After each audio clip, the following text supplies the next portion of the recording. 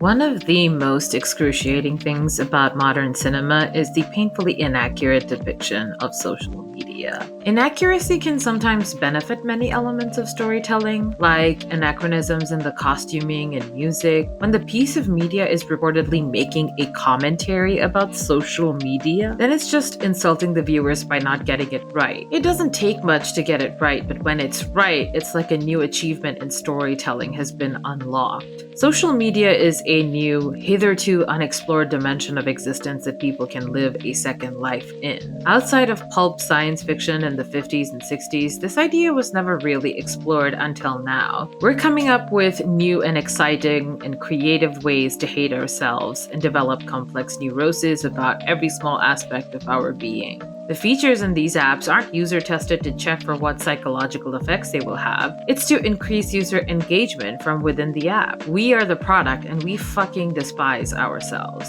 It's not that surprising to see social media represented more in the traditional media of television and movies. Personally, I would like to blame David Fincher because he made everyone think they had something to say after he killed 5 million MacBooks in the hands of Andrew Garfield. This type of storytelling has mostly been focused on younger protagonists, but we may have come to the point where we can stop pretending that it's only the youth that are doing the Facebook these days. We were due for a thoughtful look into the effect of social media on the adult psyche. So in the great pantheon of sad girl cinema, we now have the entry of the excellent Ingrid Goes West to add to the collection to represent the plot point of modern social media. Ingrid Goes West is not part of the good for her cinematic universe, but it has some of the hallmarks.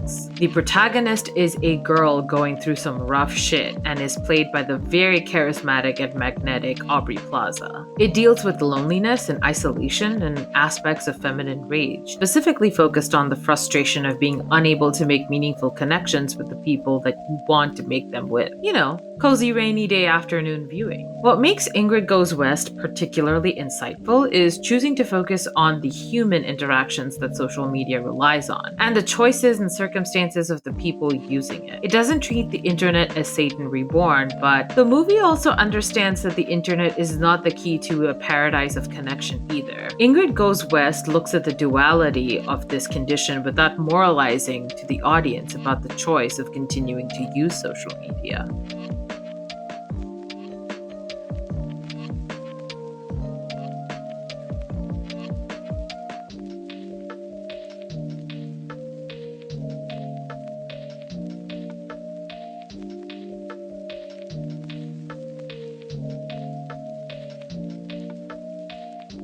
When we first meet Ingrid Thorburn, she is in the middle of a breakdown that gets her institutionalized.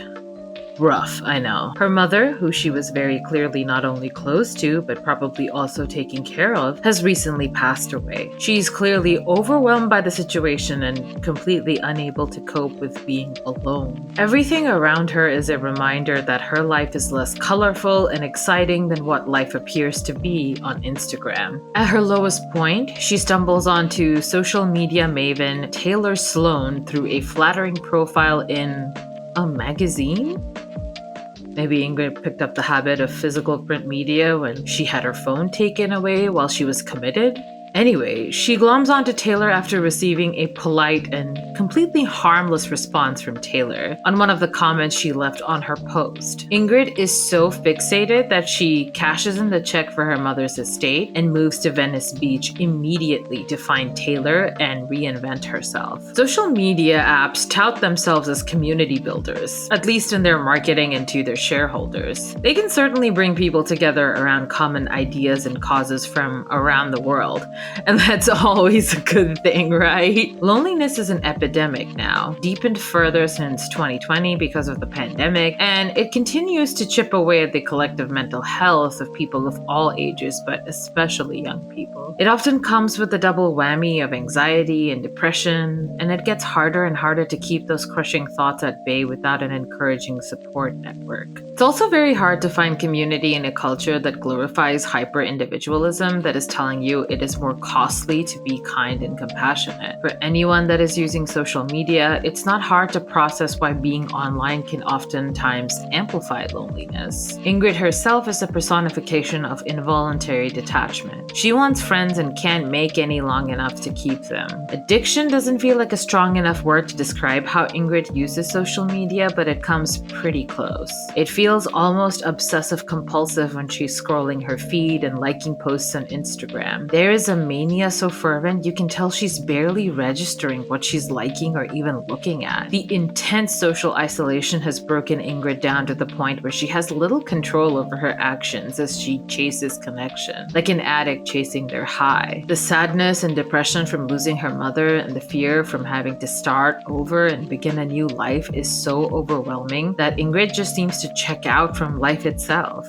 She is instead living a second life online, one where she projects her fantasies of perfection onto the lives of others. Loneliness feels like a particularly poisonous fog looming over Ingrid's life because she clearly hates being alone. And the isolation is slowly but surely wearing away at her patience and sanity. When you're going through loneliness so intensely that the pain of it can almost become tangible, you would rather be anywhere other than alone with your thoughts. Ingrid wants to experience escapism and picture a perfect life, with her definition of perfect being applied. She curates that with her social media, where access to diversions is easily accessible and freely available, with no disclaimers on whether what is being presented is reality or not. Ingrid is working so intensely to run away from the gaping hole of loneliness that will swallow her whole if she doesn't occupy her time with something, but she makes no substantial connections. Social isolation can occur even when you have people in your life, whether it's in person or virtually. The loneliness that comes from not feeling the right kind of connection with the people that you want to be connected with can feel like a chasm that nothing can fill. The distractions can only work for so long, though. There comes a breaking point in your loneliness where the most drastic actions can seem perfectly reasonable because of the depth of desperation that solitude pulls you into. When you are starved for human connection, even the slightest interaction can trigger an emotional response that you are not prepared for. You can lose your grip on reality, and that perspective becomes even more distorted if your virtual life is bleeding into your real life because it's defining your viewpoint more and more every day. A second life in social media can certainly connect you with people that you may have a lot in common with that you wouldn't necessarily meet in real life, but it isn't inherently designed to build community. The relationships built online can be very delicate and fragile because they need the fuel of intimacy and connection to be strengthened.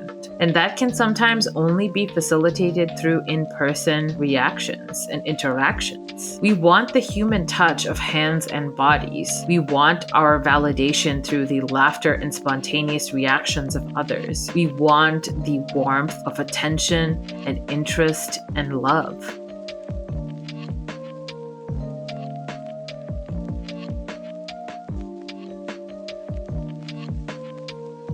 Isolation is the perfect gateway drug to envy. Experiencing overwhelming loneliness to the point where you can feel yourself filling up with emptiness somehow can create the perception that there's something cosmic about what you're feeling. Like you are doomed to be alone and everyone besides you gets to have the fun that you should be having. Everyone else will seem like they have friendships and connection and joy come to them effortlessly because you've been trying so hard and nothing seems to be coming through for you. Social media can transform loneliness into envy, where the desire to have something that someone else has is tinged with something more sinister. It's begrudging other people for having something you want and wondering why they have it when you don't because you deserve it just as much, if not more. The attachment that Ingrid has to Taylor can read as romantic first. I mean, after all, the magazine article Ingrid found her in even called Taylor your next girl crush. It can certainly be a reading of repressed amorous fascination where she is attracted attracted to someone she envies, and it is very evident that Ingrid envies Taylor. Ingrid moves to Venice Beach, where Taylor lives, using up every cent of the money that her mother left her, and immediately works on making herself over in Taylor's image. She dyes her hair, changes her clothes, and curates new interests and hobbies in the attempt to experience life as Taylor. She stalks Taylor and inserts herself into her life by kidnapping her dog and then going through the pretense of returning him to ingratiate herself with Taylor. There's something immediately malicious about Ingrid's pursuit of Taylor because of her palpable envy. Taylor has some ineffable quality that Ingrid admires so much and wants very desperately to imitate. There is always a creeping sense of unease in every interaction because you can feel the malice and resentment from Ingrid looking for a point of attachment to settle on. The love that Ingrid feels for Taylor can very easily curdle to hate because of that visible envy. I always get the sense of the other shoe about to be dropped in this creepy relationship that's very reminiscent of single white female every time Ingrid is physically around Taylor. Except I don't know whether I'm about to be served cringe or carnage. Social media can work on exposure,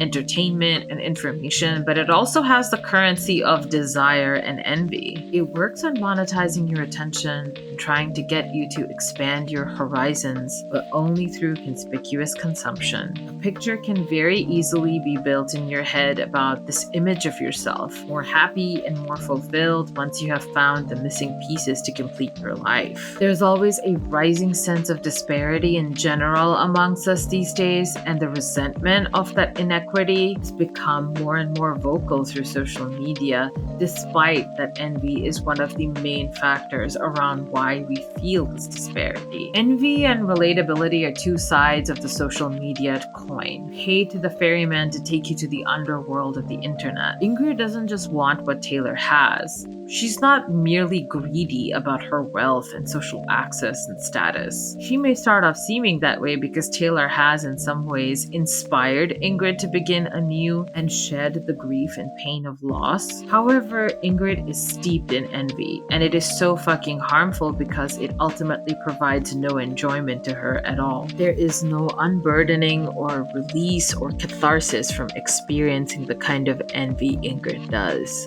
Taylor is a self-described influencer, and as such has firmly planted herself in the economy of coveting as a purveyor of the finest envy on this here Instagram. But what Ingrid ultimately envies the most is her desirability.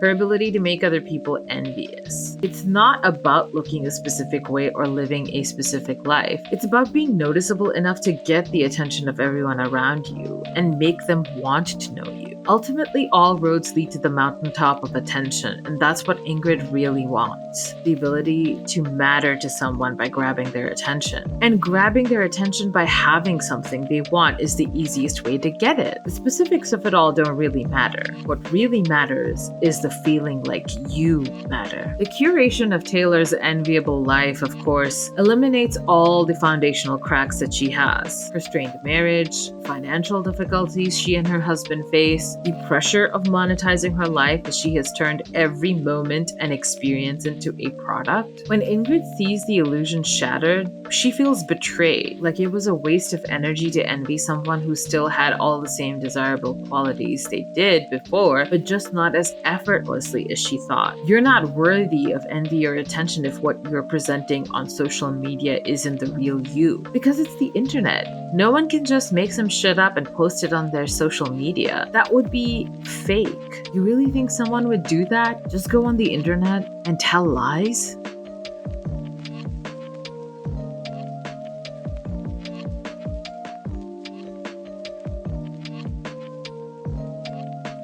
So, what is your social media account all about?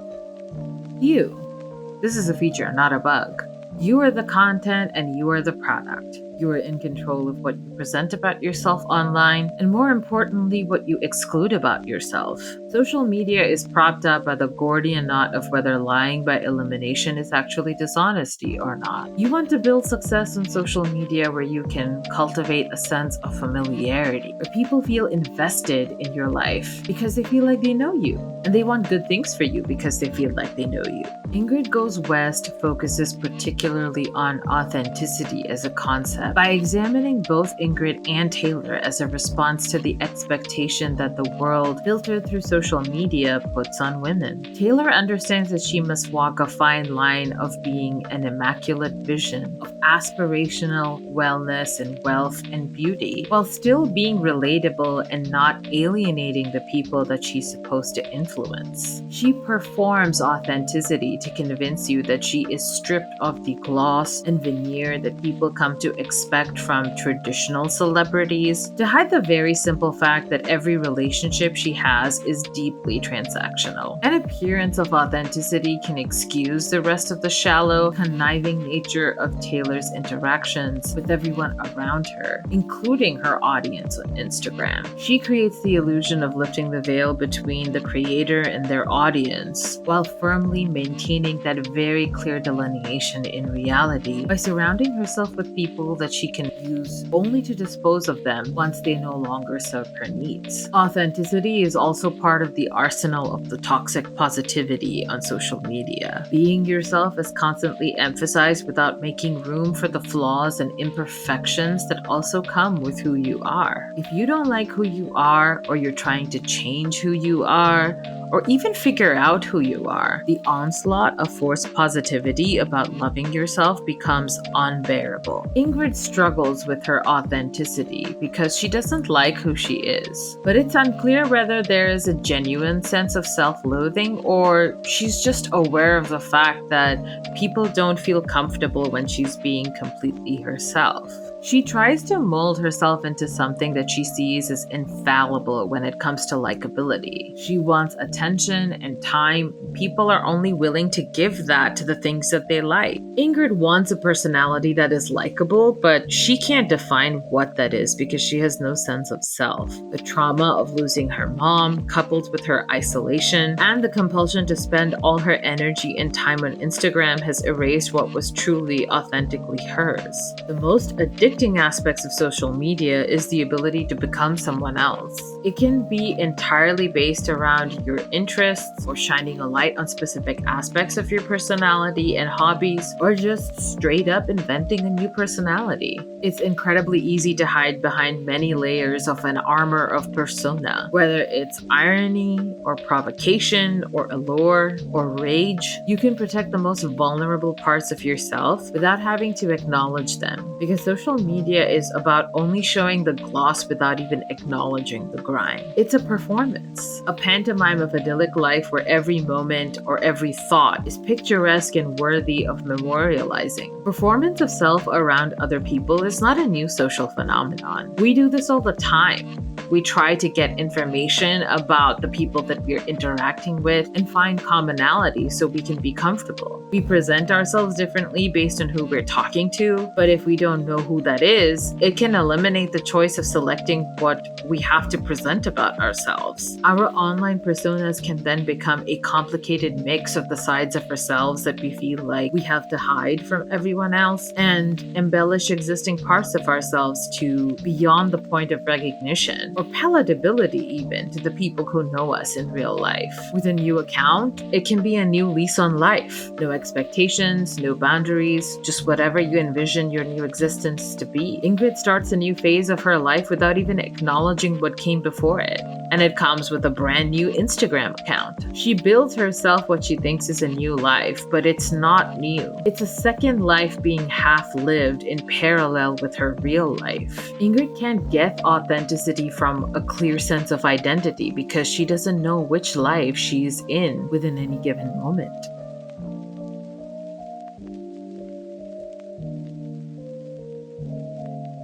It can be tempting to dismiss all criticism of social media as old man yells at cloud, but let's allow some room for constructive critical thinking. There are stages between utopia and dystopia, and while we seem to mostly be veering towards the dystopia end of the spectrum, there's positives about social media as well. Ingrid Goes West doesn't want to demonize social media, but rather works very hard to point out that certain aspects of social media exist, and they're part of the system within which we interact with social media. We are not above it or immune to it simply because we're aware of it, but we can certainly make more informed choices about how we care for our mental health when we're using social media. There is no way to experience a life fully lived when you're living two lives, and there is no way to recreate an authentic life online because we're working within different parameters for what is possible. The internet may not be reality, but it feels real because you can have a life there. It's not a home, but it's more like a bar where you can go to and be a different person for a little while. You can have fun, or you can hate everything, or you can feel numb for a little while as you temporarily forget life outside that bar. And then comes closing time. You don't have to go home, but you can't stay here.